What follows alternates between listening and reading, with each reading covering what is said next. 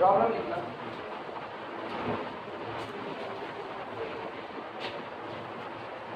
Problem है। अच्छा जवाब तुम लोग दोगे, कह सकते हो ओपन सेट पढ़ा दिए हैं, ओपन सेट के बारे में बता दिए हैं, तो अब सोच करके जवाब देने की कोशिश करो। प्रॉब्लम है सबसे पहले, is a superset of an open set is open, is superset of an open set of an open set open question mark.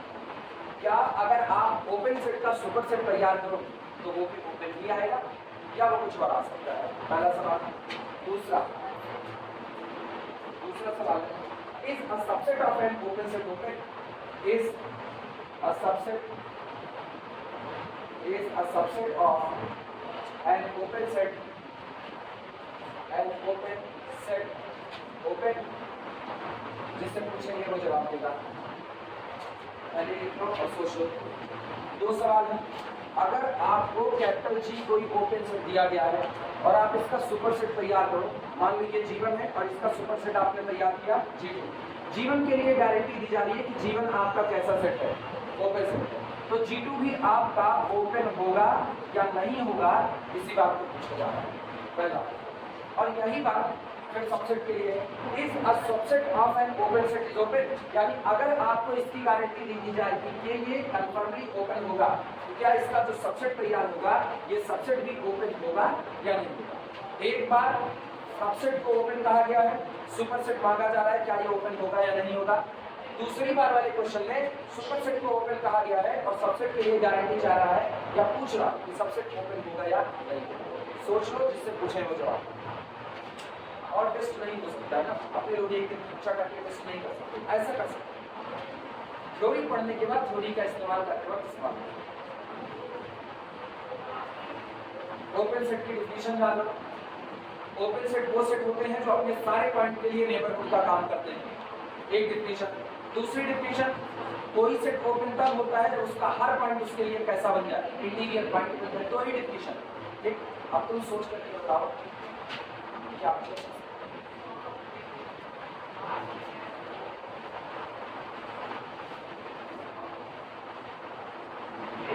कितना टाइम है? 1 मिनट या 30 सेकेंड? 1 मिनट या 30 सेकेंड हो गया? गीतांजलि ट्राई करो, पहले का ट्राई करो, पहले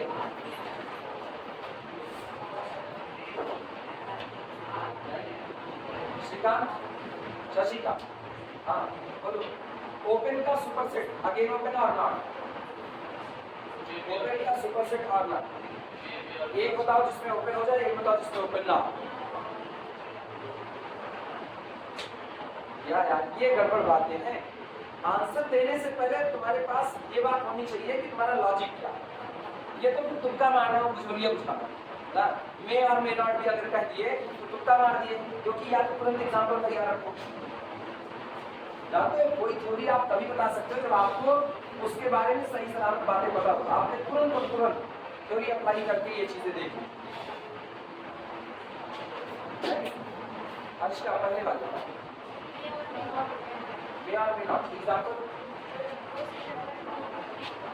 क्लोज इंटरवल, क्लोज 2 से लेकर के 3 तक, ये ओपन। सोच लो अच्छी, ओपन इंटरवल 2 से लेकर के 3 तक ये आपका ओपन इंटरवल है और ओपन सेट है। हाँ, इसका सुपर सेट, अब वो ओपन नहीं रहेगा, सिंपल ना। दोनों किनारे जो आपने छोड़ करके ओपन बनाए थे, उन दोनों किनारों को आप बात कर रहे हैं।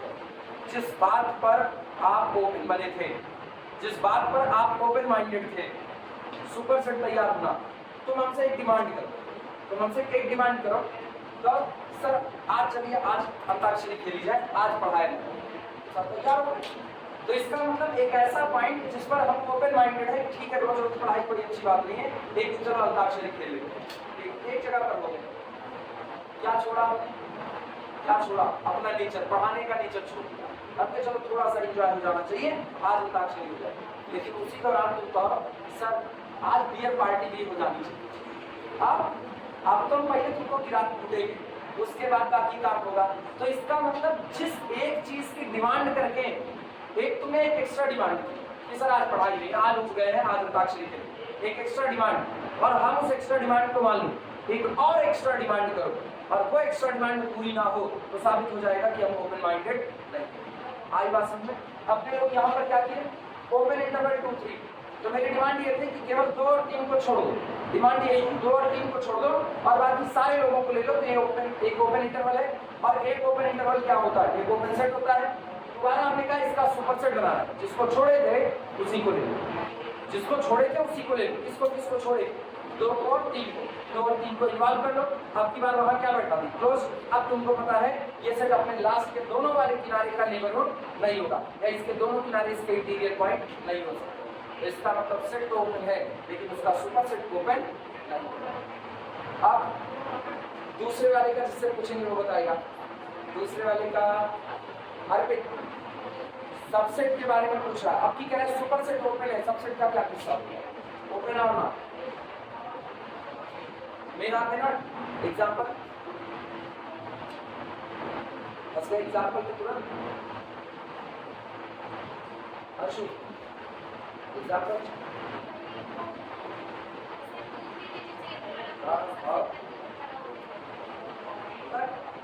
फिर कर लो भाई, कई बादाम मत खाया करो, बादाम खाने से अगर चली जाएगी। तुम आकांक्षा तो सुपर सेट को ओपन का सबसेट को ओपन होगा या नहीं होगा, मैं ना एग्जांपल दो। सुपर सेट ले ले 1 से लेकर के कहां तक, 4 तक।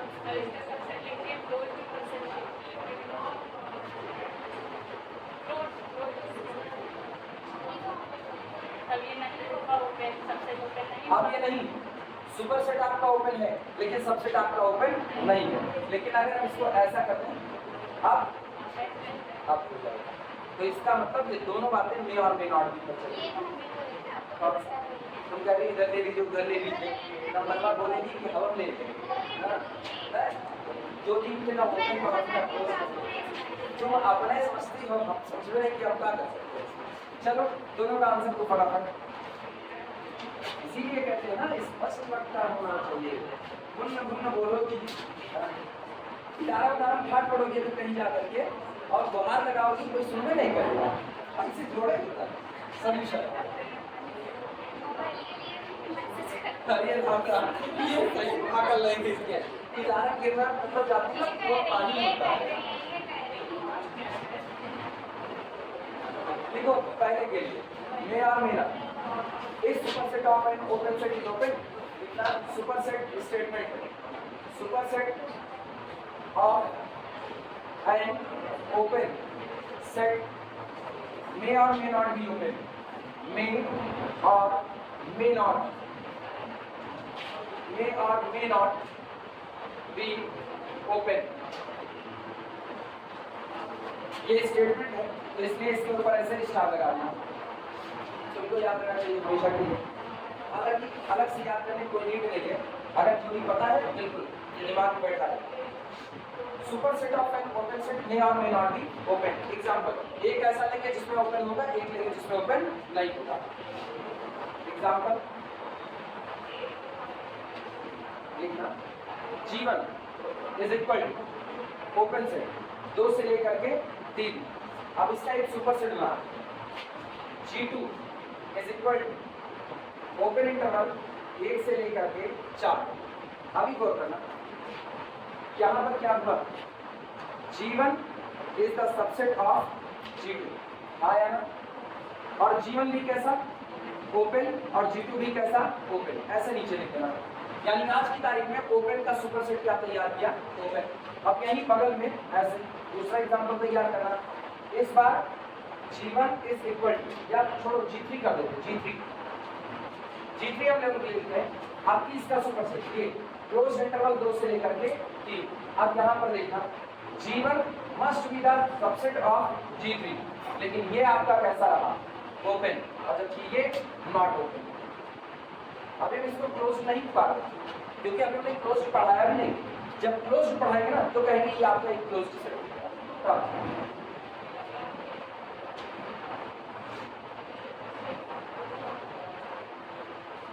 वैसे क्लोज सेट की डेफिनेशन अगर यहाँ से देखो ना थोड़ा इशारा मिल रहा है। ये बताओ एक ओपन इंटरवल 2,3 के लिए, एक ओपन इंटरवल 2,3 के लिए ओपन इंटरवल का हर पॉइंट उसका लिमिट पॉइंट होता है, सही है गलत? ओपन इंटरवल का हर पॉइंट उसका लिमिट पॉइंट होता है, सही है गलत? सही। ओपन इंटरवल के जो बाहर है वो भी उसके लिए लिमिट पॉइंट बन सकता है, सही है गलत? बन सकता है। ओपन इंटरवल 2 से 3 में लिमिट पॉइंट की कैटेगरी क्या? जिस पॉइंट को लिमिट पॉइंट बनना है उसको सेंटर मान के एप्सिलॉन रेडियस का नेबरहुड ड्रा करो। अगर वो एप्सिलॉन रेडियस का नेबरहुड आपके सेट के इनफाइनाइट पॉइंट कंटेन कर ले तो ये दिया गया पॉइंट आपके लिए क्या बन जाएगा? Limit point. अगर हम 2 को सेंटर माने तो 2 से 2 प्लस एप्सिलॉन जाने में कितने पॉइंट कंटेन किए? 3 पॉइंट, मतलब 2 आपके सेट का लिमिट पॉइंट है। लेकिन क्या वो सेट में है? नहीं। क्या 3 आपके सेट में है? नहीं। तुम सोचो 2 लिमिट पॉइंट ऐसे ना जो सेट के बाहर चले गए, इसीलिए ये सेट क्लोज नहीं हो पाया। अच्छा कि यहाँ देखना दोनों लिमिट पॉइंट सेट में कंटेंट हो गए कि नहीं, तो एक इशारा मिलता है कि अगर कोई सेट अपने सारे लिमिट पॉइंट को अपने अंदर में रख ले तो वो क्लोज हो सकता है, पॉसिबिलिटी वो क्लोज हो सकता है। लेकिन अब इसमें किस्सा बच जाएगा फाइनाइट सेट का, क्योंकि फाइनाइट सेट का यानी अगर हम यहाँ से देखें तो पहली नजर में जो बात आ रही है मुझे आ रही है if derived of a set is the subset of set. अगर किसी सेट का डिराइव्ड सेट उसका सबसेट हो जाए, मतलब सेट अपने सारे लिमिट पॉइंट को कंटेन कर ले, तो मेरा सेट क्या होगा? एक नजर में ऐसी बात फिर सवाल उठता है कि आप तो फिर हम लोग फाइनाइट सेट को क्या कहेंगे, क्योंकि फाइनाइट सेट के पास कोई लिमिट पॉइंट होता नहीं। तो फाइनाइट अगर हम कहते हैं कैपिटल ए फाइनाइट है तो डिराइव्ड ऑफ ए आपका क्या हो जाएगा? इनफिनिटी हो जाएगा। और मुझको पता है इनफिनिटी सेट हमेशा दिए गए सेट का सबसेट होता है। तो क्या फाइनाइट सेट को ओपन नहीं कर सकते तो क्या क्लोज्ड कर दें? फाइनाइट सेट को ओपन नहीं कह सकते तो क्या क्लोज्ड कर दें? अब यही क्वेश्चन मार्क। इस पर डिफिनेशन पास हो, यहाँ के बारे में सोचना है तो जब क्लोज्ड सेट की डिफिनेशन लगाएंगे तो वहां पर इस बात की चर्चा है। तब तक दिमाग में बात बैठा है। आई बात समझ?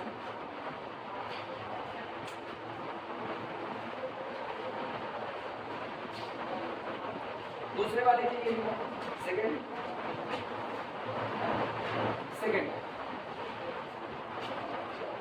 इस बार करें is a subset of an open set is open. यहां पर लेना G1 is equal to 1 comma या इसको ऐसे 2 कॉमा 2 3 ओपन इंटरवल 2 3 और G2 हम लोग लेते हैं G2 is equal to open interval 1 से लेकर के 4 तक। अब एक बात साफ है कि G1 is the subset of G2। क्या ज्यादा अच्छे से ऐसे G2 is the superset of G1।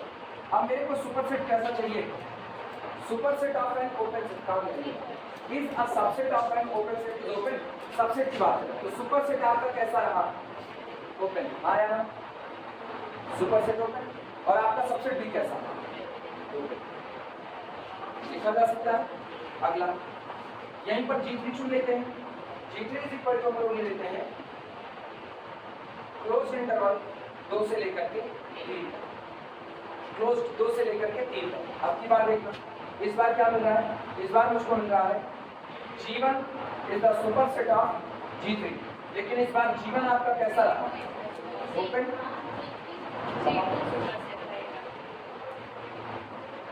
अच्छा सॉरी यहाँ G2 होगा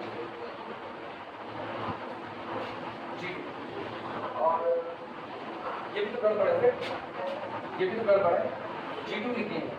अच्छा सही करो 1 से 4 तक G2 है और G1 2 से 3 तक, ये से ये वाला गड़बड़। G2 आपका कितना है? 1 से लेकर के 4 ओपन इंटरवल।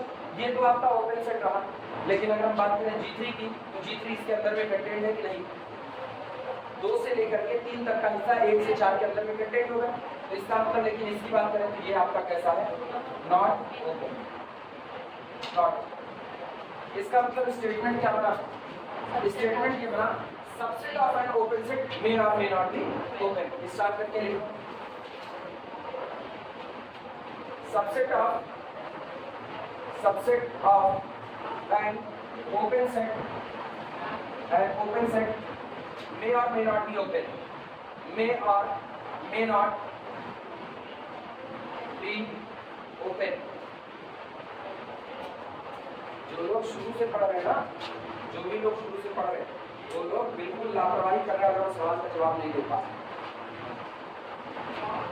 लापरवाही छोड़ दो, इस तरीके से पढ़ी का नहीं चल सकता, कोई मैथ नहीं चल सकती है, पढ़िए तो बहुत बड़ी चीज। पेपर सीनियरिटी है, इसके बाद खाली एमएससी मैथ में सीनियरिटी आएगी, बीएससी के लेवल पर सुपर सीनियर हो, लेकिन ये गड़बड़ी है अगर आप जवाब नहीं दे पाते। सारी जो भी बताए हैं और एक एक चीज उड़ेद करके बता दें, और उसके बाद भी अगर फंस रहे हो ना, एक तो यूं ही स्टेटमेंट मत पास करो, पहली बात दिमाग में बैठाओ, यूं ही स्टेटमेंट मत पास करो। अगर तुमको सवाल का जवाब आ रहा है तो उसका लॉजिक तुमको पहले बता दिया जाए निश्चित तौर पर। ये न्यूमेरिकल अप्रोच नहीं है कि आप लगाना शुरू कर दो, नहीं। अगर ये न्यूमेरिकल अप्रोच होता ना तो हाँ बिल्कुल, मेरे पास जितनी इंफॉर्मेशन है उसके आधार पर हम लगाना शुरू कर देंगे। जहाँ फंसते वहाँ देखते क्या कोई नई इंफॉर्मेशन लेंगे या नहीं। जैसे आप कैलकुलस लगाओ, कैलकुलस में आपको डोमेन निकालने को कह दिया, आप चल दिए बाई लॉजिक और आप लगाते चले गए। आप एक जगह पर आकर के पूछोगे जहाँ पर आपको कोई इक्वलिटी डील करनी है। अब आप वहाँ पर सोचोगे क्या मिक्स करें कि होल स्क्वायर बन जाए, क्या मिक्स करें कि इसमें कंप्लीट स्क्वायर के केस से भी बचत हो जाए, कुछ आसान लग सकता है, वहाँ आप सोचोगे। वो न्यूमेरिकल अप्रोच। एनालिसिस में ऐसा कुछ नहीं। एनालिसिस में अगर आप किसी कहे गए सवाल का जवाब दे रहे हो, लॉजिक आपके पास पहले से तैयार होगा तभी आप दे पाओगे, अदरवाइज दे नहीं पाओगे। इसीलिए क्यों ही कोई स्टेटमेंट मे और मे नॉट बी। शशिकांत समझ रहे हो ना, मेरा सारा इशारा तुम्हारी तरफ है।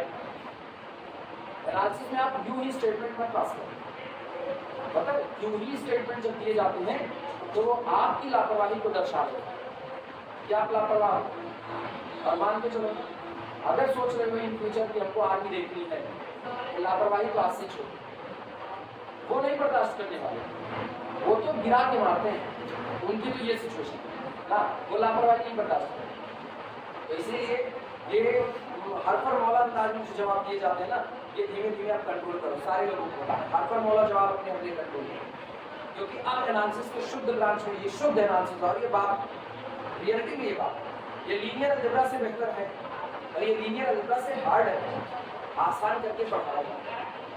इसके ना जाने कितनी थ्योरीज होगी ना जाने कितनी थ्योरीज होगी।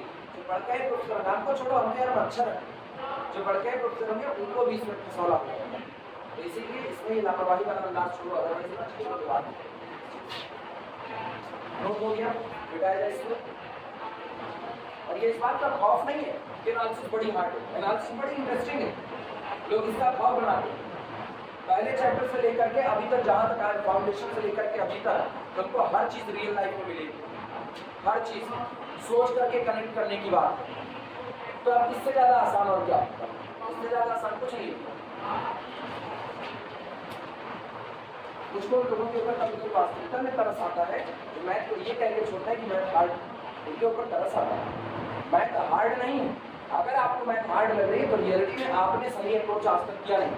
फिजिक्स हार्ड कहा जाता है ना, तो कहा जाता है अगर आपको फिजिक्स बोलती लगे तो आप एक गलत टीचर से पढ़ रहे हो। नहीं, वो तो सब में है, हर सब्जेक्ट में है कि अगर आपको कोई सब्जेक्ट में इंटरेस्ट नहीं आ रहा तो आप एक गलत टीचर से पढ़ रहे हो। इतिहास में अगर आपको इंटरेस्ट नहीं आ रहा है ना, तो आप इतिहास से मुद्दा आदमी से पढ़ रहे हो।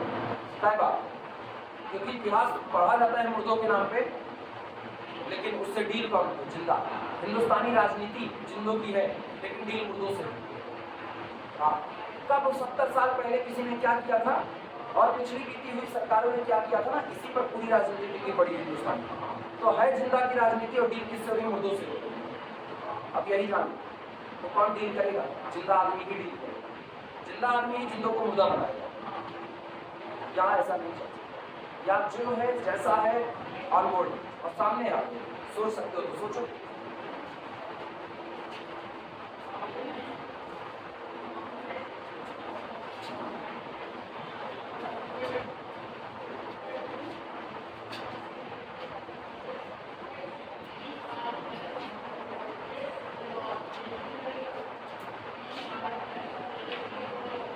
आप ना खाली कुछ नहीं, ये सब मेरे लिए बेमतलब का हो गया है जब जिस तरीके से पढ़ा है, फिर भी लिख रहे हैं केवल और केवल इस सेंस में लिख रहे हैं, उन लोगों का दिमाग अच्छा है। पढ़ी गई थ्योरी पर दिमाग चाहिए, यस और नो बताना है, प्रॉब्लम लिखना, आंसर इन एस और नो,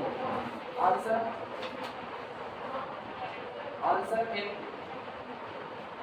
यस और नो, केवल हाँ या ना में जवाब दीजिए, comma, justifying your answer in each cases, justifying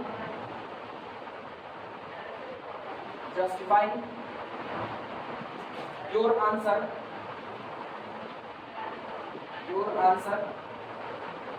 in each case, हर एक केस में आप अपने आंसर को जस्टिफाई कीजिए, ठीक, मतलब आप एक तर्क दीजिए कि आपकी कही गई बात सही हो रही है, justifying your answer in each case either by a proof or by a counter example, either by a proof or by counter example,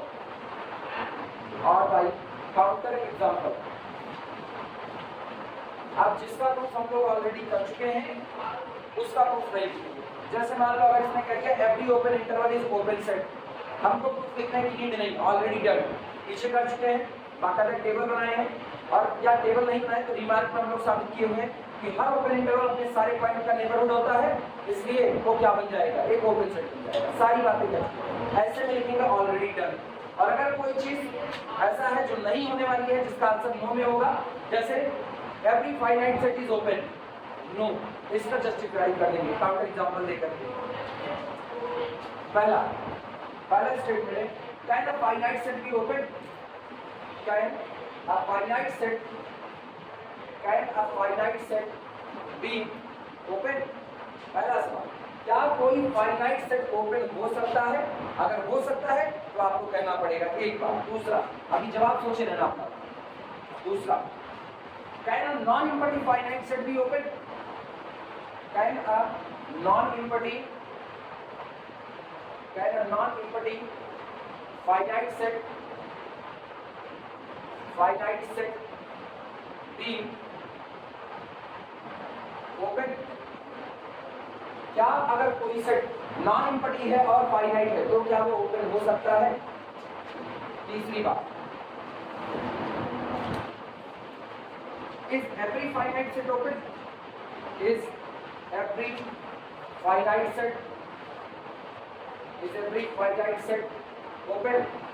क्या हर इज एवरी इनफाइनाइट सेट, क्या जितने इनफाइनाइट है सब के सब ओपन हो सकते हैं? Is every infinite set open? Question mark.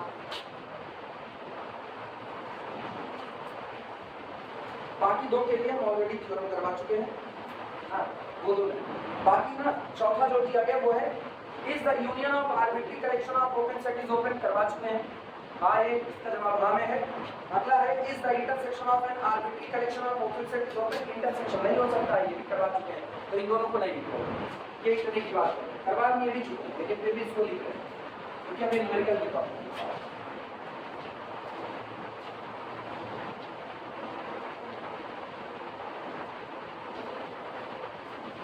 अब कोई भी इसको ट्राई कर सकता है। सबसे पहले का जवाब जितने लोगों के पास है वो बात उत्तर है।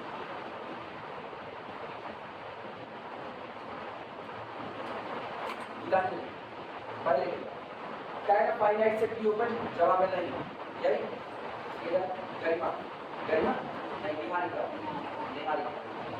बोलो नहीं, और अनस नहीं हो सकता। Can a finite set be open नहीं हो सकता, ठीक। शशिकांत हो सकता है, ठीक। और Arpit can a finite set be open नहीं हो सकता। नहीं हो सकता वाले कितने लोग हैं? हाथ ऊपर करो। नहीं हो सकता वाले, एक फाइनाइट सेट ओपन नहीं हो सकता। कितने लोग कहते हैं हो सकता है? वो लोग हाथ ऊपर करें। ये लोग बताएं कौन सा फाइनाइट सेट जो ओपन हो सकता है? दूसरे वाला ना पहले वाले का जवाब देगा, दूसरा वाला क्वेश्चन पहले वाले का जवाब देगा। नॉन एम्पटी, इसका मतलब जब ये फाइनाइट कह दिया और नॉन एम्पटी फाइनाइट, तो आपके पास फाइनाइट की दो कैटेगरी हो चुकी। पहले वाले के लिए जवाब है हाँ, एक फाइनाइट सेट ओपन हो सकता है अगर वो फाइनाइट सेट कैसा सेट हो जाए, एम्पटी सेट हो जाए। तो पहला लिखो yes. solution. Yes, a finite set can be open. A finite set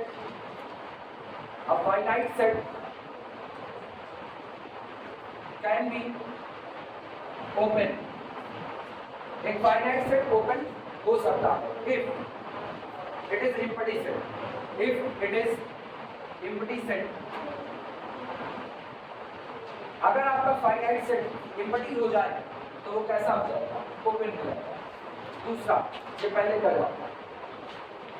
दूसरे का जवाब ऑलरेडी कर चुके हैं. कोई भी फाइनाइट सेट अगर वो नॉन empty है तो उसका वो अपने किसी भी पॉइंट के लिए नेबरहुड का काम नहीं करेगा. ऑलरेडी प्रूफ कर चुके हैं ना. तो इसमें जवाब लिख देना. कहना नॉन empty फाइनाइट सेट भी ओपन. जवाब नो, नहीं हो सकता. Proof already done. प्रूफ के लिए लिख देना ऑलरेडी डन. हम लोग कर चुके हैं. कॉपी पलट करके सोचना पड़ेगा कहाँ पर किए. ठीक, इसीलिए कॉपी पर पन्ना नंबर डाल लो और जिस पन्ने नंबर पर वो प्रूफ हो वहाँ पर लिख देना पेज नंबर लिखना. ये काम ना अच्छा होता है कि आप कॉपी के ऊपर पन्ना नंबर डाल के चलते हो और लास्ट में जब आपको देना होता है किसी बात का रेफरेंस तो उस पन्ना नंबर पर देख लो आपको वहाँ मिल जाएगा. तीसरा, third, is every infinite set be open? कौन जवाब देगा? पहले तो हाथ ऊपर करो किसको इसका जवाब पता है. Is every infinite set open? क्या दुनिया का हर इनफाइनाइट सेट ओपन होता है? कितने लोग कहते हो हाँ?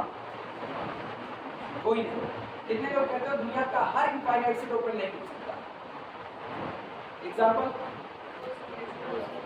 क्लोज इंटरवल 2 से 3 और नेचुरल नंबर का सेट और रेशनल का आया ना. चलो is every infinite set open? No. Take close interval 2 3 comma natural number set comma a set of the type 1 by n belong to the natural number set. ये जो मर्जी बोले तो जाओ. अगला 2 plus 1 upon n such that n belong to natural number set n etc. एक variety क्यों दें? एक सारी वैरायटी. इनमें से कोई भी सेट ओपन नहीं हो सकता क्योंकि ओपन होने के लिए आपने हर पॉइंट का नेबरहुड बनना पड़ेगा और इनमें एक दो नहीं इनफाइनाइट आइसोलेटेड पॉइंट आ जाए जिनको आप काट करके अलग कर सकते हैं.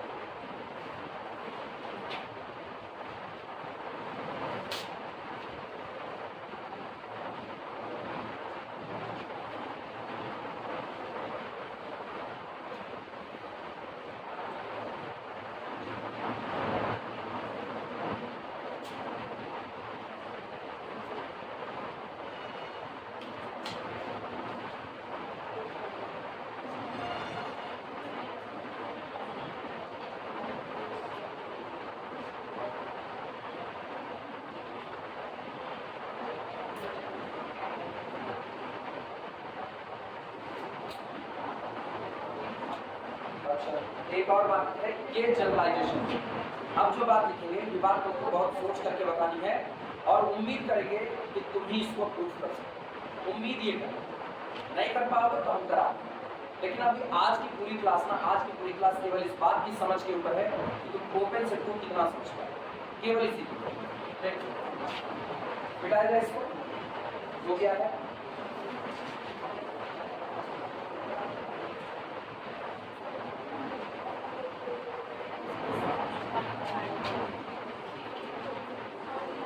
देखो, प्रूफ और डिस्प्रूफ. हम इंतजार करेंगे और बिल्कुल जवाब तुम लोगों से चाहिए. प्रूफ और डिस्प्रूफ या तो सिद्ध कीजिए और या तो कह दीजिए कि ये बात गलत है. आप इसको गलत साबित कर दीजिए. प्रूफ और डिस्प्रूफ. प्रूफ और disproof that every non-empty open set, that every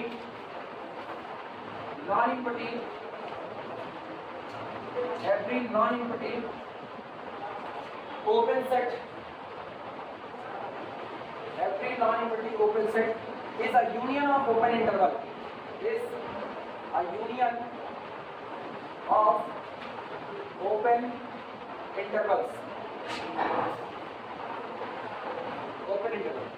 या तो आप इस बात को साबित कर दीजिए और या तो आप इस बात को गलत साबित कर दीजिए। बात कौन सी है? बात यह है कि अगर कैपिटल जी कोई दिया गया ओपन सेट है तो ये कई ओपन इंटरवल का यूनियन होगा। प्रूव और disprove every non empty open set, अगर G does not equal to 5 है और साथ ही साथ कैसा सेट है? ओपन है, then it is union of open interval. तो ये G आप इंटरवल के यूनियन के तौर पर लिखा गया होगा, यानी capital G is equal to G1 union G2 union G3 union so on, जिसमें से हर एक आपका क्या होगा? ओपन इंटरवल होगा, हर एक ओपन इंटरवल। या तो इस बात को साबित करो और या तो एक काउंटर एग्जांपल दे दो, जो काउंटर एग्जांपल इस बात की गवाही हो कि हर ओपन सेट ओपन इंटरवल का यूनियन नहीं होता। आइदर प्रूव और डिस्प्रूव। मेरी तरफ से तुमको सवाल है, आप बिल्कुल इंतजार कर रहे हैं ना? आज चाहेंगे कि इसको तुम लोग प्रूव करो, जितना पढ़ाएं उसी के आधार पर लगना है। नए लोग बिल्कुल टेंशन ना लें, लेकिन पुराने लोग जरूर टेंशन लें। अगर पुराने लोग इसको नहीं लगा पाते हैं तो इसका मतलब थ्योरी को समझने में अभी भी दिक्कत आती है। रिकॉर्डिंग क्योंकि हम चाहेंगे तुम लोग प्रूफ करो। कुछ नहीं देंगे, कुछ नहीं देंगे, सॉल्यूशन देखो इसका ना, कुछ नहीं देंगे। अच्छा, पूरी थ्योरम हम साबित करें और टेस्ट के नाम पे आधी चॉकलेट तुमको दें, ऐसा कैसे हो सकता है? वो पूरी चॉकलेट का तोहफा हमने खुद को दिया है। पहले तो हम स्टेटमेंट देखेंगे। Every non empty open set, every non-empty open set is union of open interval, is a union of open interval, is a union of open interval। इसको लिख करके घेरा मान लो। दुनिया के जितने भी नॉन इम्पटी ओपन सेट होते हैं वो सभी के सभी ओपन इंटरवल के यूनियन होते हैं। अब यही बात हम लोग साबित करने चलते हैं। प्रूफ देखना कैसे। लेट इंटरवल नहीं, ओपन सेट जो होता है वो ओपन इंटरवल भी हो सकता है और इंटरवल से हटके भी हो सकता है। तो हम लोग केवल एक नाम दे रहे हैं, let capital G be an open set. माना कैपिटल जी एक ओपन सेट है। अब ये बताओ ओपन सेट में हमेशा कितने पॉइंट होते हैं? इनफाइनाइट। फाइनाइट पॉइंट तो नहीं होते। और आप ये कह रहे हो कि कैपिटल जी कैसा नॉन इम्पटी। हाँ, इसमें फाइनाइट पॉइंट हो सकते थे अगर ये इम्पटी हो जाता। इम्पटी होता तो इसमें नंबर ऑफ पॉइंट की संख्या कितनी होती? 0। लेकिन आज की तारीख में इम्पटी तो है नहीं, तो let capital G does not equal to 5 be an open set. माना ये एक ओपन सेट है तो ऑब्वियस सी बात है the cardinality of capital G must be, the cardinality of capital G must B अलिफ नॉट सी। अलिफ नॉट नहीं हो सकती है आई का सी में, क्योंकि वो अपने अंदर में क्या कंटेन कर रहा है? ओपन इंटरवल कंटेन कर रहा है। और सी भी होगी, ये भी अभी नहीं कह सकते। क्या पता नहीं कितने लोगों का यूनियन हो, तो सी वाला हिस्सा भी हो सकता है। फिलहाल अभी कुछ नहीं कह सकते। हम लोग इतना जानते हैं capital G must be an infinite set. Let capital G be an open set implies that capital G must be an infinite set, must be an infinite set। Capital G कंफर्मली कैसा सेट होगा? Infinite set होगा। अच्छा, infinite set होगा तो obvious बात है इसके अंदर में पॉइंट होंगे। आप पॉइंट की नंबरिंग भले ना कर पाओ, लेकिन पॉइंट होंगे। जैसे हम कहें क्लोज्ड इंटरवल 2 से लेकर के 3 तक, तो अगर कोई मुझको पॉइंट दे तो बिल्कुल हम बता सकते हैं कौन कौन सा पॉइंट इसके अंदर है। क्या 2.1 इसके अंदर में है? क्या 2.00001 कोई कहे तो इसके अंदर में है? अगर वो कहे 2.0000001 इसके अंदर में हमने यहाँ है, तो कुल मिला के भले इसके सारे पॉइंट की नंबरिंग ना कर पाए, हमको गिनना थोड़ी है। अगर गिनना होता तो काउंटेबिलिटी की बात होती तो हम कह देते भैया अनकाउंटेबल, लेकिन आज की तारीख में मुझको गिनना नहीं है, मुझको लेबलिंग नहीं करनी है। तो हम लोग क्या कह देते हैं, इसके अंदर जो भी पॉइंट होंगे, इसके मतलब कैपिटल जी के अंदर जो भी पॉइंट होंगे, अगर आप उनको छिपका करके एक एक करके ले लो, then this implies that capital G be the union of X I, be the union of X I, where जहां पर X I belong to the capital. जहां xi खुद किसका मेंबर है, कैपिटल जी का। मतलब समझना, अगर हम कैपिटल जी को इस तरीके से लिख पाते x1 x2 x3 so on xn so on, ऐसा अगर आप लिख पाते तो आप कैपिटल जी को सिंगलटन सेट के यूनियन के तौर पर लिख सकते थे कि नहीं। आप कैपिटल जी को क्या लिख सकते, आप कैपिटल जी को लिखते हैं singleton x1 union singleton x2 union singleton x3 union singleton x4 so on. कब तक, जब तक पॉइंट खत्म ना होता। अब क्या पॉइंट खत्म होता, इनफाइनाइट। हाँ या ना। तो क्या ये सिंगलटन सेट के यूनियन के तौर पे लिखा जा सकता है, पहली बात तो तय होगी। इतनी बात में किसी को कोई दिक्कत नहीं। अब गौर करना, then capital G is equal to union of the xi। हाँ या ना। अब ये याद करो, आपको प्रूफ क्या करना है, आपको प्रूफ करना है capital G be the union of open interval, capital G be the union of open interval. यानी मुझको लिखाना है capital G is equal to union of i। i कौन, ओपन इंटरवल, या यूनियन ऑफ i कर सकते हो। ऐसा कर सकते हो जब तुमको दो सेट बराबर दिखाना है, आप गलती पकड़ो, जब तुमको दो सेट को बराबर दिखाना है तो तुम्हारे पास एक ही थ्योरी है, पहला सेट सबसेट है दूसरे का और दूसरा सबसेट है, तभी आप दिखा सकते हो कि ये दोनों सेट आपस में बराबर है। आई बात समझ में। तो अब हम लोग ये दिखाएंगे कि capital G be the union of i दिखाने के लिए मुझको पहले ये कहना पड़ेगा capital G be the subset of this और फिर this is the subset of this, ये कहना पड़ेगा। आई बात पहले तो इतना ही।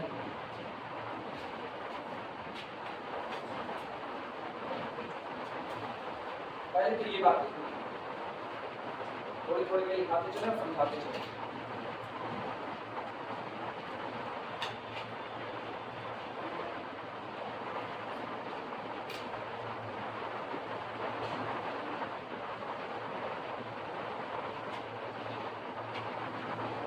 अब पता ये जो यूनियन लगाना ना, ये यूनियन i पर लगा देना, यूनियन ओवर i, और यहाँ पर लिख देना such that i belong to the index set. i किसका मेंबर है, इंडेक्स सेट का।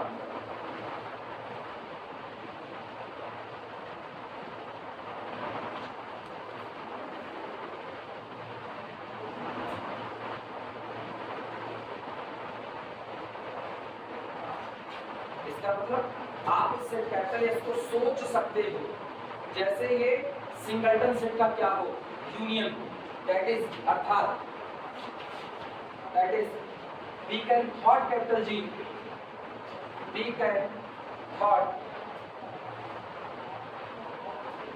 या we can assume capital G, हम capital G को assume कर सकते हैं, ठीक।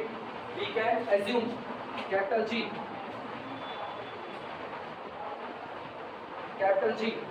as union of singleton set, union of singleton set. हम कैपिटल G को सिंगलटन सेट के यूनियन के तौर पर एज्यूम कर सकते हैं। हमने ये नहीं लिखा वी कैन राइट, हमने लिखा वी कैन एज्यूम। आप एज्यूम कर सकते, क्यों, क्योंकि कैपिटल G अपने अंदर में इंटरवल कंटेन करने वाला है। इंटरवल कंटेन करेगा तो आप हर एलिमेंट की नंबरिंग नहीं कर सकते, वो अनकाउंटेबल है, अनकाउंटेबल में नंबरिंग नहीं हो सकती। लेकिन हाँ ये पता है कि भैया कौन सेट का मेंबर है, तो एज्यूम तो कर सकते हैं ना कि भैया अगर कोई हमको इसके सारे एलिमेंट को अलग अलग करके दे देगा तो जितने एलिमेंट उसमें मुझको पता है ये इसमें है कि नहीं है, तो आप सिंगलटन बैठा के तो सबका क्या कर दोगे, क्यों नहीं।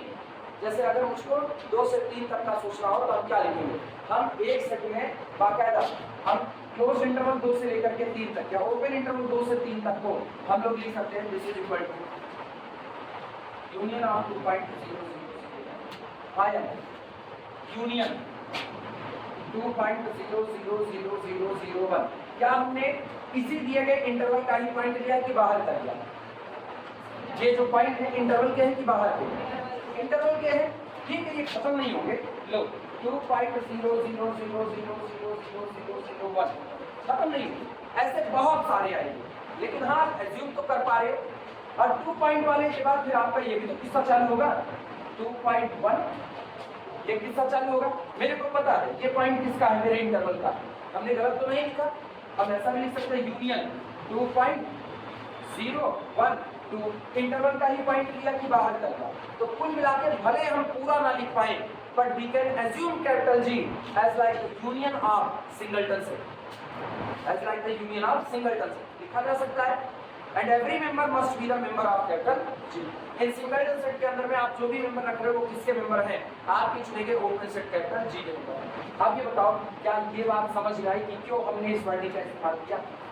वी कैन राइट नहीं लिख सकते, अगर वी कैन राइट लिख दिया ना वही गलती कर चुके, इसीलिए लिखा था वी कैन एज्यूम, हम सोच सकते हैं कि कैपिटल जी में जितने एलिमेंट आए होंगे हम सबको छिटका करके अलग कर दिए और सबको एक एक सेट में बैठा करके उनका क्या बैठा दिया? यूनियन पर। किसी को इस बात की कोई तकलीफ नहीं? चलिए आगे।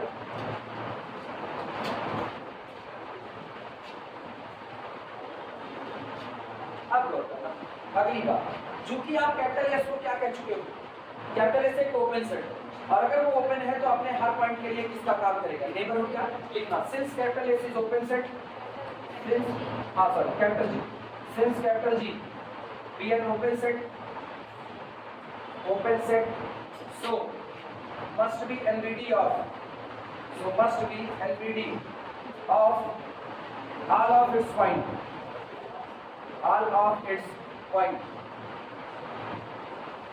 क्योंकि जो कैपिटल जी दिया गया ये ओपन सेट है इसलिए अपने सारे पॉइंट के लिए किसका काम करेगा? नेबरहुड का काम करेगा। और अगर अपने हर पॉइंट के लिए नेबरहुड का काम करेगा तो मेरे को क्या मिलता है? This implies that for all xi, चाहे जो xi आप उठा लो, for all xi there exist i xi, समझना i xi क्या i। ये बताओ जब आप xi को चुनते हो तो एप्सिलॉन नेबरहुड का सेंटर कौन होता है? एप्सिलॉन नेबरहुड का सेंटर कौन? वही पॉइंट खुद होता है कि नहीं? जैसे हम कहें मुझको पॉइंट a का एप्सिलॉन नेबरहुड बताओ तो क्या बनाते हो? a माइनस एप्सिलॉन से लेकर के a प्लस एप्सिलॉन, और ये अपने अंदर में किसको कंटेन करता है? a को कंटेन करता है। तो हम इंटरवल जब चुनेंगे तो ये पॉइंट इंटरवल में होगा क्योंकि हम इसी पॉइंट के लिए एप्सिलॉन नेबरहुड चुन रहे हैं। माया ना मानते हो इस बात को? जब इसी पॉइंट के लिए एप्सिलॉन नेबरहुड चुन रहे हो तो जो आपका सेंटर है उसी के नाम से आप इंटरवल का नामकरण संस्कार करो। सहमत हो इस बात से? तो इसका मतलब इस इंटरवल को देख के पता चलता है भैया ये इंटरवल किसका नेबरहुड होगा? xi का। तो किसका सेंटर कौन? xi। तो for all xi there exist i xi such that कैसा? नेबरहुड की डेफिनेशन लगाओ, point xi itself belong to the open interval i xi and this open interval contained in the our set capital G। सहमत हो कि नहीं? आया किसके लिए? For all i belong to the index, हर एक i belong to index set. अब उतना दो फिर सुनो, अब बता x1 लो, x1 तो x1 belong to the i x1, this totally contained in the capital G। x2 low, x2 contained in the i x2 itself contained in the this। अब पूरे का यूनियन ले लो, लेफ्ट का लेफ्ट, राइट का right, देखना इधर क्या आएगा? यूनियन सिंगलटन एक्साइट आएगा ना? सहमत हो इस बात से? This must be the subset और इक्वल सबसेट ऑफ किसका? यूनियन i xi आया ना? और जितने थे i1 i2 i3 i4 सारे के सारे किसके थे? कैपिटल जी के। तो इनका यूनियन भी किसमें होगा? कैपिटल जी में। सबसेट ऑफ लिखा जा सकता है कि नहीं? पहले सोच करते हैं, लिख सकते हैं। तो ये मेरे i1 कैपिटल जी में है, i2 कैपिटल जी में है, तो i1 यूनियन i2 पूरा पूरा किसमें होगा? कैपिटल जी में। i1 i2 i3 capital G में है तो इनका यूनियन भी किसमें होगा? कैपिटल जी में। जब आपके द्वारा लिया गया हर एक ओपन इंटरवल कैपिटल जी में है तो इनका सबका यूनियन भी किसका होगा? कैपिटल जी का। बाहर तो नहीं जाएगा ना? नोट कर इस बात को।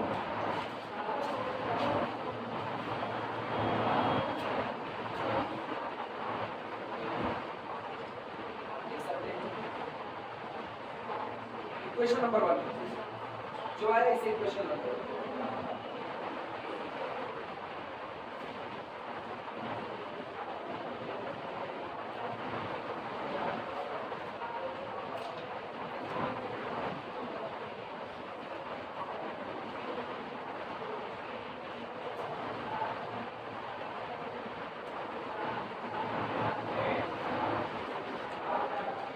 और एक चीज से रखो करो, ये सबसे direct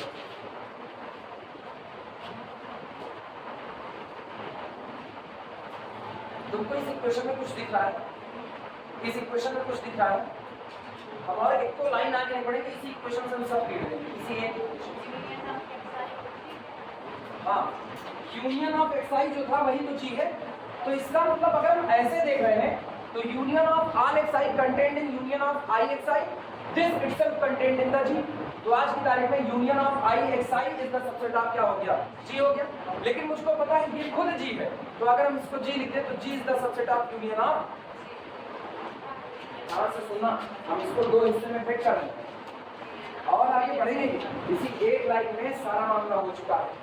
this implies that union of I xi, union run over I belong to the index set is the subset or equal subset of G। इससे इस टुकड़े आया ना, और अब की गौर करना, इस टुकड़े से ये टुकड़ा कौन है, and union of xi I belong to the index set is the subset or equal subset of union of I xi। आया ना, लेकिन मुझको पता है ये खुद कौन है, ये तो खुद G है। This implies that capital G is the subset और equal subset of union of I xi और I belong to index set लिखा जा सकता है। अब ये बताना, ये इक्वेशन नंबर 2, ये इक्वेशन नंबर 3, इक्वेशन नंबर 2 और इक्वेशन नंबर 3 से क्या मिला, पहला सबसेट दूसरे का, दूसरा सबसेट पहले का, कोई किसी का सबसेट नहीं, दोनों क्या हो गए, बराबर हो गए। यहाँ this implies that from 2 and 3, from 2 and 3 capital G is the union of I xi, I belong to index।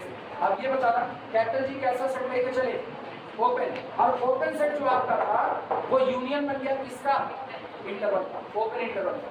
तो इसका मतलब एवरी ओपन सेट, क्या हमने G को पर्टिकुलर लिया था, अब G चाहे ओपन सेट के नाम पर इंटरवल हो और चाहे वो इंटरवल ना हो, हर बार every open set can be written as the every open set is union of open interval. वो ओपन इंटरवल का क्या होता है, इतनी ही लाइन, यही एक लाइन, पता है बाकी सारी बातें माया है केवल लिखी गई, मेन लाइन यहीं से शुरू है कहीं पर खत्म, बस इतना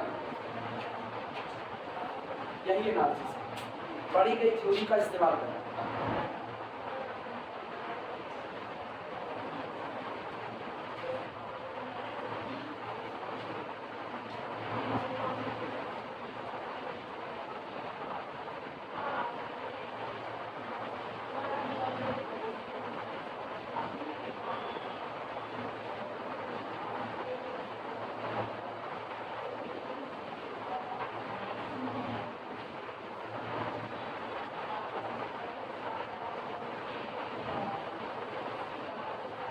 गलती मिली अर्पित, यह कितनी गलती थी, एक सबसेट दूसरे का, दूसरा सबसेट पहले का, तब दोनों को पहले दोनों बराबर। अब जब इस तरीके से चलोगे ना तो इस तरीके से तुमको यहाँ पर बड़े सोच करके दिमाग लगाने की जरूरत है यहाँ, अदरवाइज तुम आगे निकल जाओगे ये प्रूव करने के लिए कि चलो अब इसका सबसेट निकालें, नहीं प्रूव करना, ये तो खुद ही उसी लाइन में सच गए कि हम एक दूसरे में कंटेंट हो रहे हैं। इसके ये G है, G content in union of I xi और union of I xi content itself the G, एक ही साथ दोनों बात, आसान था, मुश्किल नहीं, सोचने की बात, केवल सोचना, ठीक है कोई नहीं, पहली बार में होता है ऐसा, इसीलिए तो क्लास किताब बोलती नहीं है, क्लास बोलती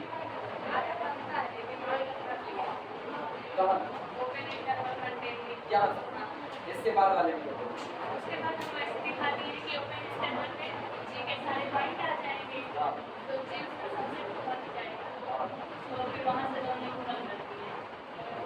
सेट क्या लिखी, सेट लेके चलेगी कि इंटरवल लिखी, नॉन इनफिनिटी ओपन, ये लिखा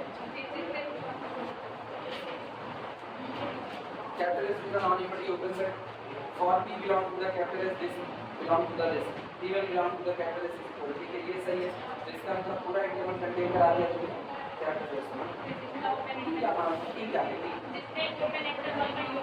अच्छा टोटल यूनियन T है, T भी the subset of S, since all Pi belong to the capital S, सही सही, this is आपसे सही, हाँ बात बन गया पूरे तरीके से, ठीक है कल मिल जाएगा पक्का, सही है, कौन सा आज नहीं देंगे, आज क्या देंगे, इनाम जब लगता है तो जैसे जो निकलता है उसके अगले दिन लगता है, उस दिन पूरी कटेगा, कल पक्का देंगे, पक्का। समझो बादाम तो आज क्या डिजाइन हुई है आदमी से मिठाई इसको हो गया है।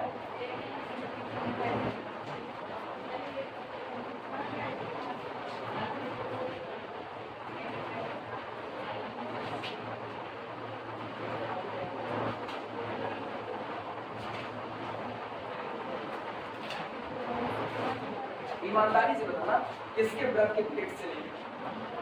कोई व्रत रहा होगा उसी की प्लेट में रहा होगा, किसके व्रत की प्लेट से इसको निकालेंगे।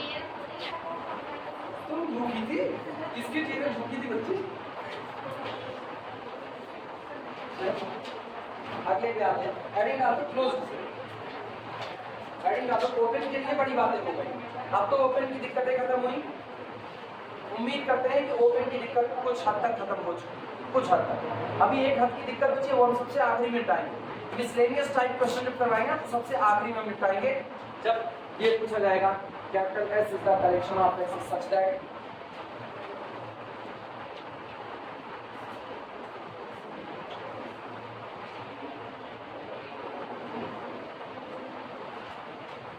समथिंग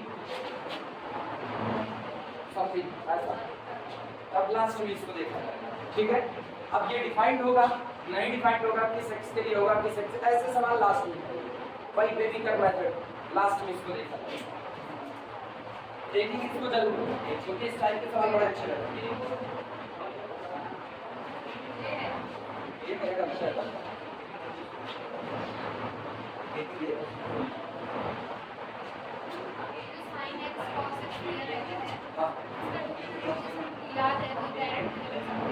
नहीं, हमेशा इसका डोमेन वही नहीं होता, कभी कभी डोमेन के टाइप होते हैं। एक होता है नेचुरल डोमेन ना, एक होता है नेचुरल डोमेन, स्वाभाविक तौर पर फंक्शन अपना जो डोमेन ले सकता है, स्वाभाविक है।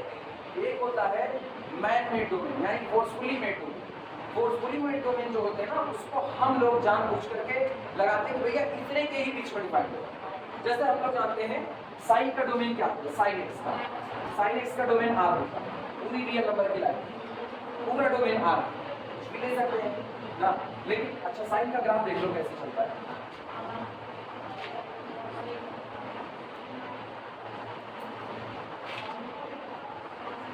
एक तो चलता है साइन का ग्राफ, कहां फैला, एक्स एक्सिस पर पूरा फैल गया, यानी माइनस इंफिनिटी से दौड़ गया कहां तक, प्लस है। तो साइन एक्स के लिए डोमेन इसका नेचुरल डोमेन होता है, स्वाभाविक तौर पर जो खुद एक्सेप्ट करता है वो आपका कौन हो गया, तो ये पूरा का पूरा रियल नंबर का सेट आ गया। लेकिन आप किसी न्यूमेरिकल को करते वक्त बाउंड कर दो कि सुनो साइन तुम 0 से लेकर के और केवल पाई तक ही लिए जाओगे और लिए नहीं जाओगे। इसको बोलते हैं फोर्सफुली मेड डोमेन, या इसको बोलते हैं मैन मेड डोमेन, जो आप बनाओ। आप कह रहे हो कि अब आज की तारीख में मेरा फंक्शन साइन एक्स में जो आप इनपुट एक्स डालोगे, साइन एक्स में इनपुट एक्स, वो केवल और केवल आप 0 से लेकर के कहां तक ले सकते हैं, पाई तक। तो अब आपका डोमेन पूरा आर नहीं बल्कि क्या होगा, 0 से लेके पाई तक। तुम एक चीज गौर करो, अगर आप पूरे पर बात करते हो, पूरे पर, तो पूरे पर ये फंक्शन 1 1 नहीं है, पूरे पर ये फंक्शन 1 1 नहीं है, 0 से पाई तक में ये 1 1 नहीं है। लेकिन जैसे आप डोमेन और रिस्ट्रिक्टेड करोगे पाई बाई 2, अब ये क्या हो जाएगा 1, क्योंकि अब x एक्सिस के पैरेलल खींची गई लाइन इसको कितने पर काट के वेट किया, अब ये 1 1 होता है। तो इसका मतलब फंक्शन का नेचर उसके डोमेन पर डिपेंड करता है, और डोमेन किस पर डिपेंड करता है, हम पर डिपेंड करता है, हम कैसा डोमेन लेते हैं। जब आप उससे डोमेन, ये बिल्कुल वैसा ही है। एक बार कभी पता नहीं चर्चा किए थे तुम लोगों से किसी और से, शायद किए थे, forcefully domain, man made domain, पता नहीं किससे, तुम लोगों में नहीं किए थे। जैसे आपका स्वाभाविक नेचर, तुम मिले किसी से और तुम कह, जैसे तुम हम ही से मिल गए, अगर सर नमस्ते, हाँ सर ठीक है सर मदन, अरे जिससे मिला इतने दिन के बाद नमस्ते किया, तुम ऐसे जा रहे हो, ये तुम्हारा स्वाभाविक गुण। कोई भी मिला सर नमस्ते, कोई मिला, विपिन मिले सर नमस्ते, शशांक मिल गए सर नमस्ते, पैर छू लिए, जो भी हुआ, बात कर लिए 2 मिनट का। लेकिन तुम ऐसे हो कि तुम नमस्ते नमस्ते हाथ के आगे बढ़ कर लाइक वैसे बगल से निकल रहे हो, नहीं रहे हम ना करो, तो हम तुमको पकड़ के टोके, ए सुनो तुम बीएससी 3rd ईयर में पढ़ते हो, तमीज भूल गए, नमस्ते तक नहीं कर सकते, अब तुम कह रहे सर भूल गए, सर हमने ध्यान नहीं दिया, आप कर। इसका मतलब तुम्हारा डोमेन ये था कि तुम मुझसे नमस्ते ना करते, हम क्या किए, रिस्ट्रिक्ट कर दिए कि करो तुम हमसे नमस्ते। ये होता है मैन मेड डोमेन। फोर्सफुली जो आप डिफाइन कर रहे हो। जब आप कोई चीज अपने आप से थोप रहे हो कि फंक्शन इतने से इतने के बीच में ही लिया जाएगा, तो ये आपका क्या हो जाता है, ये आपका man made domain. Natural domain function जो भी ले सकते, जो वैल्यू ले सकते, जैसे 1/x 1/x का फंक्शन हर वैल्यू पर डिफाइंड है सिवाय एक वैल्यू छोड़ करके 0। तो इसका जो नेचुरल डोमेन होगा, नेचुरल डोमेन वो होगा पूरी रियल नंबर की लाइन सिर्फ किसको छोड़ करके 0, ये इसका नेचुरल डोमेन तब तक। लेकिन आप क्या करते हो, 1/x where x belong to the closed interval 2 से लेकर के 3। अब ये आप डिफाइन करते हो, जब ये आप डिफाइन करते हो तो ये आपके लिए क्या बन चुका है, फोर्सफुली डोमेन, ये आपका मैन मेड डोमेन। तो अब आपका जो ग्राफ बना वो केवल 2 से कितने के बीच में आएगा, 2 से 3 के बीच में, और आपका कोई ग्राफ देखिए डोमेन का फर्क है। और इसीलिए डोमेन को निकालते वक्त बड़ा खास ख्याल रखना रहता है कि डोमेन आपको वास्तविकता में दिया बेसिकली ना, डोमेन 2 से 3 टाइप का और 3 या 4 टाइप में लिखेगा ना। प्रेजेंट टाइम में उसको ख्याल नहीं आ रहा है सारी छड़िए, लेकिन 3 से 4 टाइप में हम लोग डोमेन को लिखते हैं, और उसमें से सबसे मेन अपने लिए होता है नेचुरल डोमेन। सबसे मेन अपना न्यूमेरिकल तो अपना डोमेन कहेगा कि मेरा डोमेन ये है, लेकिन आप किसी फंक्शन का नेचुरल डोमेन भी पहचानो, मेन बात रेंज के लिए ऐसा नहीं, रेंज तो जो डोमेन दी जाएगी उसके अकॉर्डिंग निकाला जाएगा। आप किसी भी फंक्शन की रेंज आपका निकालते हो ना, जो आपको डोमेन दिया जाए उसके अकॉर्डिंग। जबकि ऐसा भी होता है आप बिना डोमेन को देखे रेंज बोल सकते हो, जैसे साइन की रेंज आप बोल सकते हो -1 से +1 के बीच। लेकिन गौर करो, -1 से +1 तक के बीच तब है ना जब आप पूरे रियल नंबर की लाइन पर दौड़ रहे हो। अगर आप 0 से π/2 के बीच में दौड़ो तो आपकी रेंज क्या होगी, 0 से π/2 के बीच में, 0 से लेकर के 1 तक, बस यही आपकी रेंज। तो रेंज डोमेन को देख करके नहीं सिखाती, आप डोमेन देखो, 0 से π/2 अगर आपका डोमेन है तो बस आपका ग्राफ इतना ही चढ़ेगा, इसके बाद आपका ग्राफ कुछ नहीं बढ़ेगा। तो आपकी रेंज केवल 0 से कहाँ आएगी। और अगर कहीं मैंने π/2 को ओपन कर दिया, डोमेन में इंटरवल में π/2 को ओपन पर बैठा दिया, तो तुरंत क्या आप 1 ले सकते हो, ये छूट जाएगा। अब आपका डोमेन क्या बनेगा, सॉरी रेंज क्लोज इंटरवल 0 से लेकर के 1 पर ओपन, क्योंकि अब आप 1 को नहीं ले सकते। यही बात है।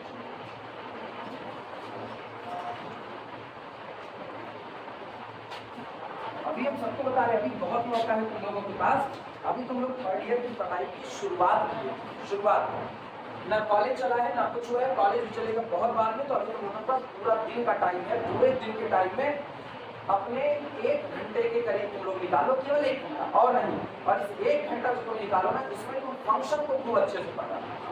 अगर तुमने फंक्शन को खूब अच्छे से पढ़ के मान के चलो, तुम रियल में हाथ तक नहीं होने वाले, तुम्हारा रियल बहुत अच्छा चलेगा।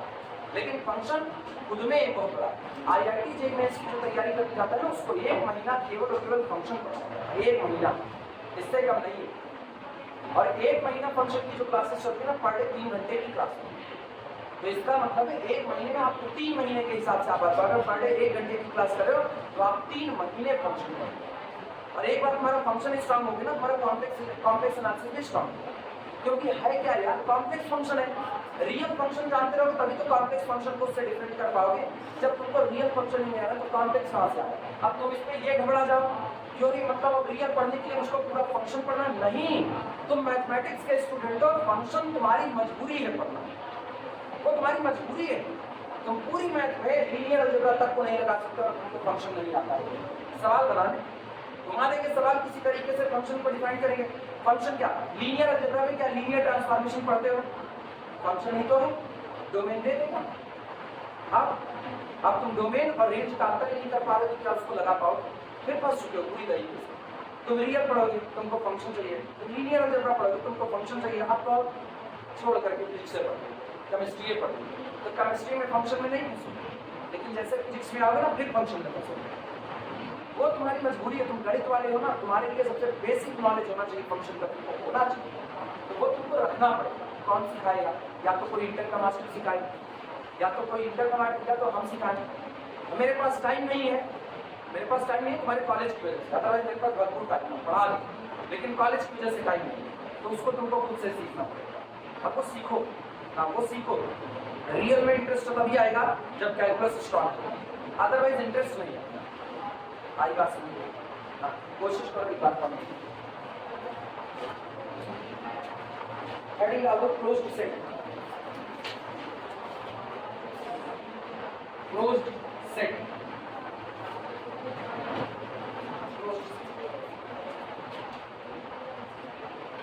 तो इसकी डिफिनेशन हम लोग दो तरीके से दे सकते हैं। पहला तरीका, कोई दिया गया सेट क्लोज कहलाएगा अगर वो अपने सारे लिमिट पॉइंट को अपने पास लिमिट करते हैं। If a set contain all of its limit point, अगर कोई सेट अपने सारे के सारे लिमिट पॉइंट को अपने ही अंदर में रखता है तो वो सेट क्या हो जाएगा, क्लोज। और या अगर किसी सेट का कॉम्प्लीमेंट ओपन हो जाए तो वो सेट क्या हो जाएगा, क्लोज हो जाएगा। यानी दुनिया का कोई भी सेट क्लोज कहलाएगा अगर वो सेट क्लोज कहलाएगा अगर एवरी लिमिट पॉइंट यानी direct set of A must be the subset of that set. आपने एक सेट किया कैपिटल एस, उसके आप लिमिट पॉइंट को निकाल लो, लिमिट पॉइंट को निकाले मतलब खास रिश्तेदार निकालो। सारे खास रिश्तेदार अगर आप बटोर करके रख पा रहे हो तो पक्का आप क्लोज हो, और अगर आप अपने सारे खास रिश्तेदारों को नहीं इकट्ठा कर पा रहे तो आप क्लोज नहीं। क्लोज का सेंस क्या होता है, टाइटली बाउंड हो जाना। क्लोज का मतलब टाइटली बाउंड होना। हम अपने किसी भी पॉइंट को छोड़ने वाले, जो भी मेरा खास रिश्तेदार है किसी को छोड़ने वाले नहीं। पता है तुम में से यहाँ कोई कह दे नहीं अनुभव सर रोज बहुत डांटते हैं, हम इनकी क्लास में नहीं पढ़ते और छोड़ करके चले जाओ, हमारे तुमको तुम्हारे घर से उठा करके लेकर हम क्लोज तुमको जाने नहीं देंगे।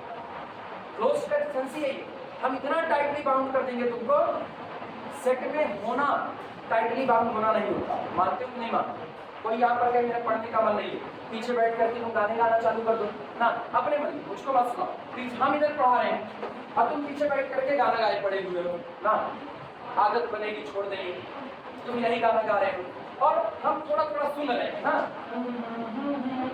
लेकिन इग्नोर कर रहे हैं। तो इसका मतलब हम अपने ही मेंबर के साथ लापरवाही कर रहे हैं, अपने ही मेंबर के साथ। तुम एज ए स्टूडेंट हो, मेरे लिए एज ए स्टूडेंट मेरा काम बनता है तुमको सिखाना, लेकिन हम क्या करें, हम तुमको गाना गाने के लिए आ जाते हैं, ला ला ला ला ला ला आ जाते बड़े तरीके। अब ऐसे में हम क्लोज नहीं, अगर हम क्लोज हैं तो जैसे तुम कहोगे ला ला ला ला हम कहेंगे बस बस, हम ऐसे कहते रोक दिए। तो इसका मतलब ये हुआ कि हम अपने खास लोगों को छोड़ने को तैयार हैं। तुमको पढ़ना पड़ेगा, तुम कोचिंग छोड़ करके चले गए, हम घर आए, भाई आपका लड़का लापरवाह है, इस तरीके से कहीं और चले जाकर बर्बाद हो गए, इसको मेरे साथ घर वाले इंतजार करते तब उन्होंने छोड़ा खाना है। इतना खतरनाक ना ये रिलेशनशिप जो होती है ना, ये कहती है सेट अपने किसी भी लिमिट पॉइंट को छोड़ने को तैयार नहीं है। जब सेट अपने सारे लिमिट पॉइंट को पकड़ करके अपने अंदर में रख लेता है तो वो सेट क्या हो जाता है, क्लोज। एक तो ये तरीका है सबसे खतरनाक। और दूसरा तरीका है आप अपनी आफत को दूसरे के सिर पर डाल दो। अपनी आफत दूसरे के सिर पर डालने का मतलब ये सुनो, अगर मुझको क्लोज करना चाहते हो तो जाओ मेरा कॉम्प्लीमेंट लेकर आओ और उसको क्या कह दो, ओपन। अगर मेरा कॉम्प्लीमेंट ओपन हो गया तो हम क्लोज होने को तैयार। याद आई दीवार मूवी? हाँ मैं साइन करूंगा, लेकिन पहले उसका साइन लेकर के जिसमें मेरे हाथ लिखा मेरा बाप चोर। याद है नहीं याद? पर पुरानी मूवी नहीं देखे? दीवार मूवी में अमिताभ बच्चन और शशि कपूर दो भाई होते हैं। अब यही है, पढ़ा गणित रहे और सुना पिक्चर रहे, ये दो भाई रहते हैं। अमिताभ बच्चन डॉन बन जाते हैं, मैं आज भी फेंके हुए पैसे नहीं उठाता, और शशि कपूर इंस्पेक्टर बन जाते हैं। तो उसके बाद इनको पकड़ करने के लिए इनको सरेंडर करना होता है डॉन को। तो छोटा भाई आता है, शशि कपूर आते हैं, उनके बाद कहते हैं भाई तो इस पर साइन करो, पेपर रहता है साइन करने का कि हम सरेंडर कर रहे हैं, ये सब छोड़ने और देगा जो भी रहता है। और अमिताभ बच्चन कहते हैं हाँ मैं साइन करूंगा, लेकिन ऐसे नहीं करूंगा, बड़ी शर्तें हैं। मैं साइन तब करूंगा जब पहले तुम उसको लेकर के जिसने बचपन में मेरे हाथ पे लिखा मेरा बाप चोर है। मैं साइन तब करूंगा जब तुम उसका साइन लेकर के आओ जिसने मुझे बचपन में चोरी करने पर मजबूर किया। साइन उसके करूंगा जिसके साइन पहले तुम उसके साइन लेकर के आओ जिसने मुझको इन गलत रास्तों पर आने को मजबूर किया। तो इसका मतलब हम साइन नहीं करेंगे, सीधी सी बात है, हम साइन नहीं करेंगे।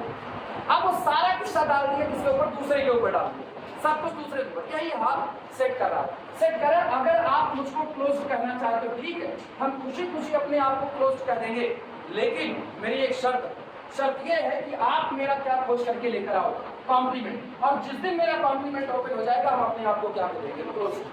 तो एक तरीका ये हुआ अपने ही दम पर बात करना, और एक तरीका हुआ दूसरे के दम पर बात करना।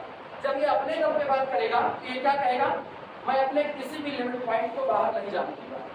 महाभारत याद आनी चाहिए, दुर्योधन एक क्लोज टू सेट, वो क्या करता है, बिना युद्ध के सुई के नोक के बराबर भूमि नहीं देने को तैयार।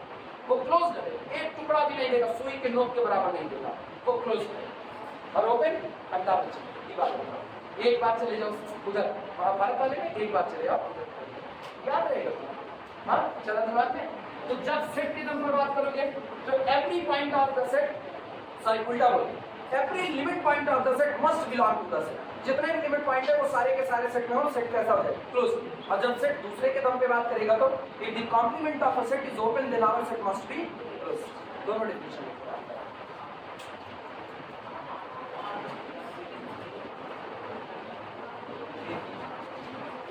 रामायण में दुर्योधन से बड़ा क्लोज सेट कोई नहीं हुआ, कोई नहीं। और कृष्ण से बड़ा ओपन नहीं हुआ, कृष्ण से बड़ा ओपन नहीं हुआ। कृष्ण क्या कहते हैं, पूरे महाभारत के क्षेत्र में जो नजर आएगा सब उनका।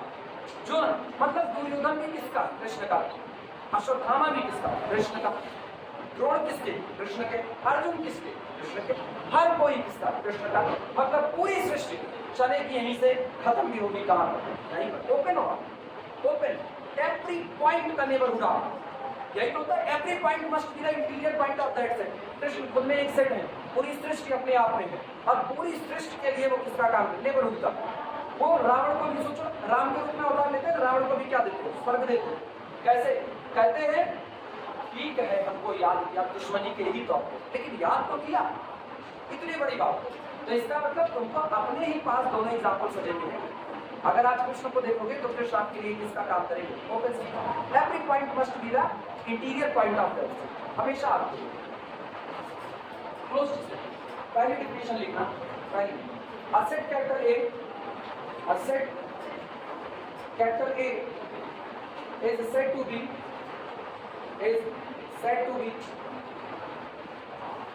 closed if कोई दिया गया सेट कैपिटल ए क्लोज्ड कहलाएगा यदि if it contains all of its limit point, it contains all of its limit point,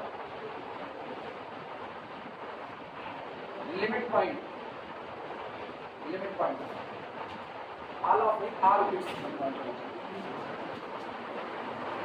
A set capital A is said to be closed if it contains all its limit point. अगर वो अपने सारे limit point को अपने ही अंदर में रखता है तो आपका सेट कैसा हो जाएगा, क्लोज्ड। दूसरा सेकंड डिफिनेशन, दोनों में से किसी भी डिफिनेशन का कभी भी इस्तेमाल कर सकते हैं क्योंकि दोनों ही डिफिनेशन इक्विवेलेंट हो जाएगा। Second, a set capital A is said to be closed,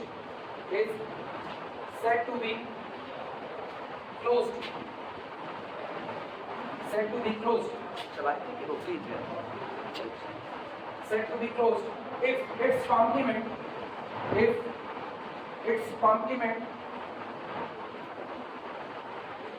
if its complement is open, अगर इसका कॉम्प्लीमेंट क्या हो जाए, ओपन। कभी अगर हो ना तो रियलिटी में तुमको रियल लाइफ में कोई और चीज डिफिनेटली नहीं मिलेगी, लेकिन हाँ मानो न मानो अध्यात्म कोई एक अलग चीज, मानना न मानना एक अलग चीज, लेकिन जैसा लिखा गया है अगर उसी के आधार पर ही मान, हमें नहीं कहते सारे आदमी धार्मिक होते, नहीं हो सकता, सारे धार्मिक नहीं हो सकते।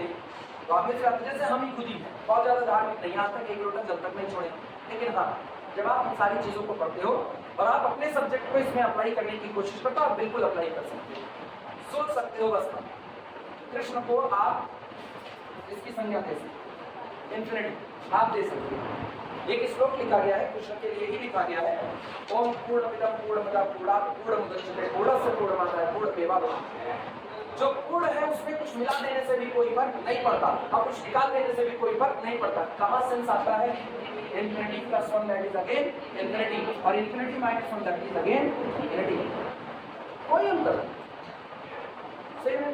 तो अगर हम कनेक्ट करो, इसका मतलब कृष्ण को अगर हम यहाँ अपने रियल लाइफ में एज्यूम करें तो मेरे लिए पूरी रियल नंबर की लाइफ किसका काम करेगी, पूरी रियल नंबर।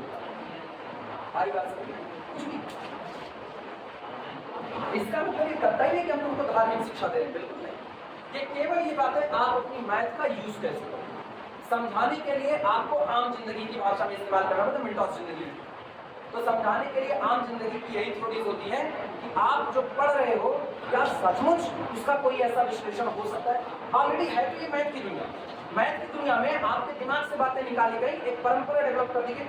नंबर क्या हमको सिखाया गया बचपन से, हमको सिखाया गया भैया जो एक बड़ी वाली डंडी होती है इसको 1 बोलते हैं, 1 बोलते हैं, जो आप ऐसे बनाते हैं इसको 2 बोलते हैं।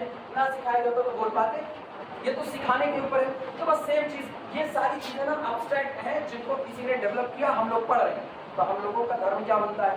धर्म ये बनता है जो पढ़ रहे हैं उसका यूज करके देखें कि अपनी रियल लाइफ से कुछ बातें और आसानी समझ सकते हैं और समझने का लेंगे। इसके बाद ना एग्जाम्पल लगा करके ऐसे रोक देना, बाकी बातें एग्जाम्पल लगा करके